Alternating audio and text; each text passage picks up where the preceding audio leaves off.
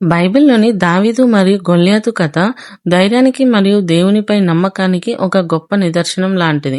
ఈ కథ యొక్క ధైర్య సాహసాల గురించి తెలుసుకుందాము. చాలా కాల క్రితం ఇశ్రాయేలీయులకు మరియు ఫిలిష్తీయులకు మధ్య యుద్ధం జరుగుతుండేది. ఫిలిష్తీయుల సైన్యంలో గొల్యాతు అనే ఒక భయంకరమైన రాక్షసుడు ఉండేవాడు. అతను దాదాపు 9 అడుగుల ఎత్తు ఉండి భారీ కవచాన్ని ధరించి భయంకరంగా ఉండేవాడు.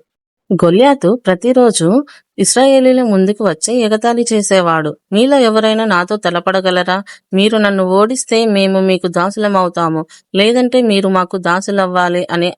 అతని రూపం చూసిన ఇశ్రాయేలు సైనికులందరూ భయంతో వణికిపోయేవాళ్ళు. ఆ సమయంలో దావీదు అనే ఒక చిన్న గొర్రెల కాపరి తన అన్నలకు ఆహారం అందించడానికి యుద్ధరంగానికి వచ్చాడు. ఇప్పుడు దావీదు గొల్యాతు దేవుని సైన్యాన్ని అవమానించడాన్ని చూసి దావీదు తట్టుకోలేకపోయాడు. ఈ రాక్షసుణ్ణి ఎదుర్కోవడానికి ఎవరూ లేరా? నేను వెళ్తాను అని అందరికీ ప్రకటించాడు.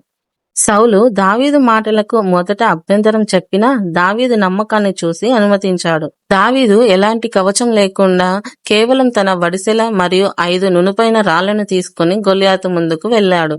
దావీదు, నువ్వు కత్తితోనూ ఈటెతోనూ నా మీదికి వస్తున్నావు, కాని నేను సైన్యములకు అధిపతియగు యెహోవా నామమున నీ మీదికి వస్తున్నాను అని అన్నాడు. అందుకు గొల్యాతు దావీదును చూసి నవ్వుతుండగా దావీదు తన వడిసెలతో ఒక రాయిని బలంగా విసిరాడు. ఆ రాయి సరిగ్గా గొల్యాతు నుదుటిపై తగిలింది. ఆ రాక్షసుడు అక్కడికక్కడే కుప్పకూలిపోయాడు. దావీదు గొల్యాతుతో కత్తితోనే తన తల నరికేశాడు. ఈ జరిగిన సంఘటన యొక్క నీతి శారీరక బలం కంటే దేవునిపై నమ్మకం మరియు ఆత్మవిశ్వాసం చాలా గొప్పది.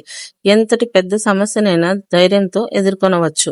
ఇప్పుడున్న రోజుల్లో సమస్యలు చిన్నవైనా పెద్దవైనా మనం ఎదుర్కోవడానికి దేవునిపై నమ్మకం చాలా అవసరం.